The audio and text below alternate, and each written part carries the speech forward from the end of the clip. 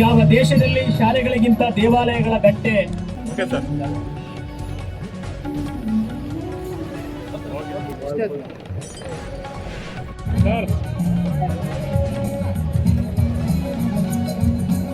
ಎಲ್ಲರಿಗೂ ಬಾಬಾ ಸಾಹೇಬ್ ಅಂಬೇಡ್ಕರ ಜಯಂತಿ ಹಾರ್ದಿಕ ಶುಭಾಶಯಗಳು. ಇವತ್ತು ಕಳೆದ ವರ್ಷ ನಾವೆಲ್ಲ ಒಂದು ರ್ಯಾಲಿಯನ್ನು ಶುರು ಮಾಡಿ ಅದ್ದೂರಿಯಾಗಿ ಅಂಬೇಡ್ಕರ್ ಜಯಂತಿಯನ್ನು ಮಾಡ್ಕೋಬೇಕಂತ ತೀರ್ಮಾನ ಮಾಡಿದ್ವಿ. ಈ ವರ್ಷ ತಾವೆಲ್ಲ ದೊಡ್ಡ ಸಂಖ್ಯೆಯಲ್ಲಿ ಸೇರಿಕೊಂಡು ಅಂಬೇಡ್ಕರ್ ಅವ್ರಿಗೆ ಏನು ಗೌರವವನ್ನು ಸಲ್ಲಿಸಬೇಕು ತಾವೆಲ್ಲ ಸಮಾಜದವ್ರು ಸೇರಿ ನಾವೆಲ್ಲ ಸೇರಿ ಇವತ್ತು ಮಾಡಿದ್ದೀರ ಅಂತೇಳಿ ಭಾಳ ಖುಷಿ ಆಗ್ತಿದೆ. ಇಂಥ ಕಾರ್ಯಕ್ರಮಗಳು ಹಲವಾರು ಕಾರ್ಯಕ್ರಮಗಳು ಮಾಡ್ತಾ ನಾವು ಬಾಬಾ ಸಾಹೇಬ್ ಅಂಬೇಡ್ಕರ್ ಅವ್ರಿಗೇನು ಗೌರವ ಸಲ್ಲಬೇಕು ಆ ಗೌರವನ್ನೆಲ್ಲ ಸಲ್ಲಿಸ್ಬೇಕಂತೆಲ್ಲ ತಾವೆಲ್ಲ ಕೋರ್ಕೊಂತೀನಿ. ಇನ್ನೊಂದು ನಮ್ಮ ಪ್ರೊಫೆಸರ್ ಸಾಹೇಬ್ರು ಹೇಳ್ತಿದ್ರು ಈ ಅನ್ಟಚಬಿಲಿಟಿ ಬಗ್ಗೆ. ಇವತ್ತಿನ ದಿನಮಾನದಲ್ಲಿ ನಾವೆಲ್ಲ ಅನ್ಕೋಬೋದು ಅನ್ಟಚಬಿಲಿಟಿ ಇಲ್ಲ, ಅವ್ರ ಮನೆಗೆ ನಾವು ಹೋಗ್ಬೋದು, ಇವ್ರ ಮನೆಗೆ ಇವ್ರು ಹೋಗ್ಬೋದು ಅಂತೇಳಿ. ಆದರೆ ಅನ್ಟಚಬಿಲಿಟಿ ಅಸ್ಪೃಶ್ಯತೆ ಅನ್ನೋದು ಮನಸ್ಸಲ್ಲಿನ ಅದೇ ರೀತಿಯಲ್ಲಿ ನಮ್ಮ ಭಾರತ ದೇಶದಲ್ಲಿ ಇದೆ ಅಂತ ಹೇಳಕ್ಕೆ ಇಚ್ಛೆ ಪಡ್ತೀನಿ. ಬೇರೆ ಬೇರೆಯವ್ರಿಗೆ ಎಲ್ಲ ಮಾತು ಹೇಳಕ್ಕೆ ಇಚ್ಛೆ ಪಡ್ತೀನಿ. ಕೆಲವಷ್ಟು ಮಂದಿಗೆ ನಾನು ನಮ್ಮ ದಲಿತರ ನಾಯಕರ ಹತ್ರ ಮಾತಾಡಿದಾಗ ಯಾವ್ದನ್ನ ರಿಸರ್ವೇಷನ್ಸ್ ಜನರಲ್ ಸೀಟ್ಗೆ ಅಂತ ಅದಕ್ಕೆ ರಿಸರ್ವೇಷನ್ಸ್ ಇಲ್ದಾಗ ಓಪನ್ ಸೀಟ್ಗಳಿದ್ದಾಗ ನೀವು ಕಂಟೆಸ್ಟ್ ಮಾಡಿ ಅಂದ್ರಾಗ ಅಯ್ಯೋ ಅಣ್ಣ ನಾವು SC-ಗಳಾಗಿ ಜನರಲ್ ಸೀಟಿಗೆ ಕಂಟೆಸ್ಟ್ ಮಾಡೋದು ಹೆಂಗಂತ.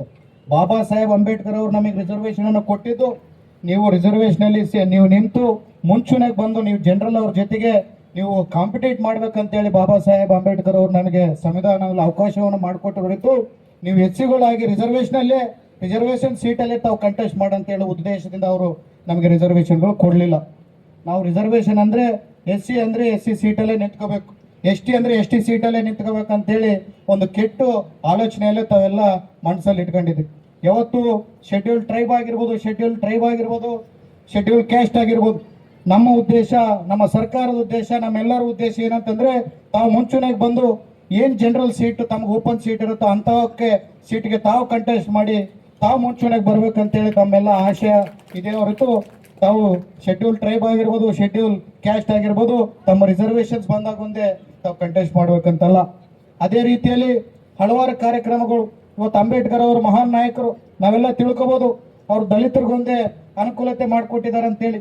ಸಮಾನತೆ, ಕ್ಯಾಸ್ಟ್ ಈಕ್ವಾಲಿಟಿ ಒಂದೇ ಅಲ್ಲ, ರಿಲಿಜನ್ ಈಕ್ವಾಲಿಟಿ ಒಂದೇ ಅಲ್ಲ, ಜೆಂಡರ್ ಈಕ್ವಾಲಿಟಿ ಕೂಡ ಇವತ್ತು ನಮ್ಮ ಅಕ್ಕ ತಂಗಿಯರು ಕೂಡ ಈ ಭಾರತ ದೇಶದಲ್ಲಿ ಗಂಡು ಮಕ್ಕಳಿಗೆ ಸಮಾನವಾಗಿ ಇವತ್ತು ಭಾರತ ದೇಶದಲ್ಲಿ ಬದುಕ್ತಿದ್ದಾರೆ ಅಂತಂದ್ರೆ ಅದು ಅಂಬೇಡ್ಕರ್ ಅವ್ರು ಮಾಡಿದ ಸಹಕಾರದಿಂದನೇ ಇವತ್ತು ನಾವೆಲ್ಲ ಬದುಕಾಗ್ತಿದೆ ಅಂತ ಹೇಳಕ್ಕೆ ಇಚ್ಛೆ ಪಡ್ತೀವಿ. ಈಗ ಅವ್ರು ಕೂಡ ಸಮಾನ ಹಕ್ಕುಗಳು, ಸಮಾನ ಆಸ್ತಿಯಲ್ಲಿ ಸಮಾನ ಭಾಗಗಳು ಸಿಗ್ತಾ ಇದೆ ಅಂತಂದ್ರೆ ನಮ್ಮ ಬಾಬಾ ಸಾಹೇಬ್ ಅಂಬೇಡ್ಕರ್ ಅವರು ನಮ್ಮ ಸಂವಿಧಾನದಲ್ಲಿ ನಮ್ಮ ಮಾಡಿಕೊಟ್ಟಿದ್ದ ಅವಕಾಶಗಳಿಂದ ಅವ್ರಿಗೂ ಕೂಡ ಸಮಾನ ಹಕ್ಕುಗಳು ಸಿಗ್ತಿದೆ ಅಂತ ಹೇಳಕ್ಕೆ ಇಚ್ಛೆ ಪಡ್ತೀನಿ. ನಾವೆಲ್ಲರೂ ಬಹಳಷ್ಟು ಮಂದಿ ನಾನು ಹೋದಾಗ ಬೇರೆ ಅವ್ರು ಮಾತಾಡ್ತಿರ್ತಾರೆ, ಅಂಬೇಡ್ಕರ್ ಅವರು ದಲಿತರಿಗೆ ಇನ್ನೊಬ್ಬರಿಗೆ ರಿಸರ್ವೇಷನ್ ಮಾಡಿಕೊಟ್ಟೋದ್ರು, 70 ವರ್ಷ ಅವರಿಗೆ ರಿಸರ್ವೇಷನ್ ಮಾಡಿಕೊಟ್ಟಿದ್ದಾರೆ ಅಂತೇಳಿ. 1000 ವರ್ಷ 2000 ವರ್ಷದಿಂದ ದಲಿತರು ಶೋಷಿತರು ಅವರೆಲ್ಲ ತೊಂದರೆಗೆ ಒಳಗಾದಾಗ 2000-3000 ವರ್ಷದಿಂದ ತೊಂದರೆಗಳು ಅನುಭವಿಸಿದಾಗ ಒಂದು 70 ವರ್ಷ ಕೊಟ್ಟರೆ ಅವ್ರಿಗೆ ಕೆಲವಷ್ಟು ರಿಸರ್ವೇಷನ್ ಅನ್ನು ಕೊಟ್ಟರೆ ತಾವು ಇಷ್ಟು ಮಾತಾಡ್ತಿರಲ್ಲ. 1000-2000 ವರ್ಷ ಅವ್ರು ಶೋಷಣೆಗೆ ಒಳಗಾಗಿದಾರಲ್ಲ, ಅವ್ರ ಮನಸ್ಸುಗಳು ಯಾವ ರೀತಿಯಲ್ಲಿ ಇರುತ್ತಂತೇಳಿ ತಾವು ಯೋಚನೆ ಮಾಡ್ಬೇಕಂತೇಳಿ ಅಂತವ್ರಿಗೆಲ್ಲ ನಾನು ಹೇಳಲಿಕ್ಕೆ ಇಚ್ಛೆ ಪಡ್ತೀನಿ. ರಿಸರ್ವೇಷನ್ಸ್ ಅಲ್ಲಿ ತಪ್ಪೇ ಇಲ್ಲ, ತಾವೆಲ್ಲ ಮುಂಚೂಣಿಗೆ ಬರಬೇಕು. ಇನ್ನಷ್ಟು ರಿಸರ್ವೇಷನ್ಸ್ ಮೊನ್ನೆ ಮುಖ್ಯಮಂತ್ರಿಗಳು ಕೂಡ ಹೇಳ್ತಿದ್ರು. ಮೊನ್ನೆ ಯಾರೋ ನಿಮ್ಮ ಕಮಿಟಿಯವರೆಲ್ಲ ಬಂದು ಮಾತಾಡ್ತಿರೋವಾಗ ಮುಖ್ಯಮಂತ್ರಿಗಳೊಂದು ಮಾತಂದ್ರು, ದಲಿತರಿಗೆ ನಾವು ರಿಸರ್ವೇಷನ್ಸ್ ಕೊಡೋದು ಹಕ್ಕು ನಮಗಿದೆ, ತಮ್ಮ ಹಕ್ಕು ಅದು ನಾವು ಕೊಡ್ತೀವಿ, ನಾವು ಯಾವತ್ತೂ ನಾವು ದಲಿತರಿಗೆ ಅನ್ಯಾಯ ಮಾಡಲ್ಲ ಅಂತೇಳಿ ನಮ್ಮ ಮುಖ್ಯಮಂತ್ರಿ ಸಿದ್ದರಾಮಯ್ಯ ಅವರು ಕೂಡ ಒಂದು ಮಾತನ್ನು ಹೇಳ್ತಿದ್ರು.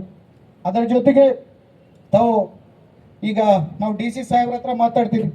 ದಲಿತರು ಬೇರೆ ಭಾಗದಿಂದ, ಮೈಸೂರು ಭಾಗದಿಂದ ಬಂದಾಗ ಸಿದ್ದರಾಮಯ್ಯ ಸಾಹೇಬ್ರ ಅವ್ರ ಹತ್ರ ಆಗಿರ್ಬೋದು, ಉಪಮುಖ್ಯಮಂತ್ರಿಗಳ ಹತ್ರ ಆಗಿರ್ಬೋದು, ಅವ್ರು ಏನೇ ಪ್ರೆಸೆಂಟ್ ಮಾಡ್ಬೇಕಂದ್ರೆ ಅಷ್ಟು ಅಚ್ಚುಕಟ್ಟಾಗಿ ಪ್ರೆಸೆಂಟ್ ಅನ್ನು ಮಾಡಿ ನಮ್ಮ ಹಕ್ಕುಗಳು ಇವಿದೆ, ನಮಗೆ ಬೇಕಂತ ಕೇಳ್ತಾರೆ. ಆದರೆ ನಮ್ಮ ಭಾಗದಿಂದ ಹೋದಾಗ ನಮ್ಮವ್ರಿಗೆ ಅವ್ರ ಹಕ್ಕುಗಳು ಏನೋ, ಅವ್ರು ಏನು ಕೇಳ್ಬೇಕು ಅನ್ನೋದು ಕೂಡ ಗೊತ್ತಿಲ್ಲ, ಅಷ್ಟು ಮುಗ್ಧರಾಗಿರ್ತಾರೆ.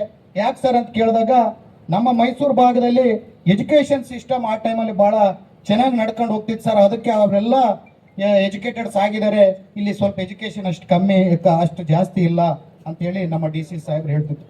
ನಮ್ಮ ಕಡೆ ಕೂಡ ಇವತ್ತು ಪ್ರತಿಯೊಂದು ಅಂಬೇಡ್ಕರ್ ಅವರ ಆಶಾಭಾವಗಳನ್ನ ಉಳಿಸ್ಕೊಂಡು ಹೋಗ್ಬೇಕಂದ್ರೆ ಪ್ರತಿಯೊಂದು ಮನೆಯಲ್ಲಿ ಕೂಡ ಒಂದು ಇಂಜಿನಿಯರು, ಡಾಕ್ಟ್ರು ಇರಬೇಕು. ನಾವು ಬಳ್ಳಾರಿಯಲ್ಲಿ ಪ್ರತಿಯೊಂದು ಮನೆಯಲ್ಲಿ DSS ಅಲ್ಲಿ ಇದೀವಿ, DSS ಅಲ್ಲಿ ಇರಬೇಕು. ನಮ್ಮ ಸಂಘನ ಕಾಪಾಡ್ತಾ ನಮ್ಮ ದೇಶನ ಕಾಪಾಡಬೇಕಂದ್ರೆ ಪ್ರತಿ ಮನೆಯಿಂದ ಒಂದು ಡಾಕ್ಟರು, ಇಂಜಿನಿಯರು ಆಗಿ ಬಂದಾಗೆ ಬಾಬಾ ಸಾಹೇಬ್ ಅಂಬೇಡ್ಕರ್ಗೆ ನಾವು ನಿಜವಾದ ಮರ್ಯಾದೆ ಕೊಟ್ಟಂಗೆ ಅಂತ ಹೇಳಕ್ಕೆ ಇಚ್ಛೆ ಪಡ್ತೀವಿ.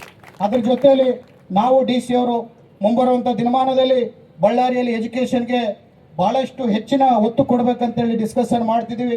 ಅದ್ರ ಜೊತೆಗೆ ಬಳ್ಳಾರಿಯಲ್ಲಿ ನಾನು ನಿರ್ಧಾರವನ್ನು ಮಾಡಿರೋದು, ಡಾಕ್ಟರ್ ಬಾಬಾ ಸಾಹೇಬ್ ಅಂಬೇಡ್ಕರ್ ಅವ್ರ ಹೆಸರಿನಲ್ಲಿ ಒಂದು 10 ಕೋಟಿ ರೂಪಾಯಿಯಲ್ಲಿ ಲೈಬ್ರರಿಯನ್ನು ತೆಗಿಬೇಕಂತೇಳಿ ನಾವು ನಿರ್ಧಾರವನ್ನು ಮಾಡಿದ್ದೀವಿ. ಯಾಕೆ ಮಾಡ್ತಿದ್ದೀವಿ ಅಂತಂದರೆ ನಮ್ಮ ಬಳ್ಳಾರಿ ಹಿಂದುಳಿದ ಪ್ರದೇಶ, ನಮ್ಮ ಬಳ್ಳಾರಿಯ ಮಕ್ಕಳು ಓದ್ಕೊಂಡ್ರೆ ಬಳ್ಳಾರಿಯಿಂದ ಒಂದು IAS IPS ಬಾಬಾ ಸಾಹೇಬ್ರವ್ರ ಆಶೀರ್ವಾದದಿಂದ ಬಂದರೆ ನಮ್ಮ ಜಿಲ್ಲೆಗಳಿಗೆ, ನಮ್ಮ ಉತ್ತರ ಕರ್ನಾಟಕ, ನಮ್ಮ ಹೈದರಾಬಾದ್ ಕರ್ನಾಟಕ ನ್ಯಾಯ ಆಗುತ್ತೆ ಅಂತೇಳಿ ಉದ್ದೇಶದಿಂದ ನಾವು ಲೈಬ್ರರಿಗಳನ್ನ, ಹೊಸ ಸ್ಕೂಲ್ಗಳನ್ನ ಮಾಡ್ಕೊಂತಿದ್ವಿ. ನಾವು ಇದೇ ರೀತಿಯಲ್ಲಿ ಅಂಬೇಡ್ಕರ್ ಅವ್ರನ್ನ ಸ್ಮರಿಸ್ತಾ, ನಾವು ಯಾರು ನಮ್ಮ ದೊಡ್ಡ ಆಯುಧ ಕೊಟ್ಟಂತ ಅಂಬೇಡ್ಕರ್ ಅವರು ಕೊಟ್ಟಂತ ಆಯುಧ ಆ ಸಂವಿಧಾನವನ್ನು ಕೊಟ್ಟಿದ್ದಾರೆ.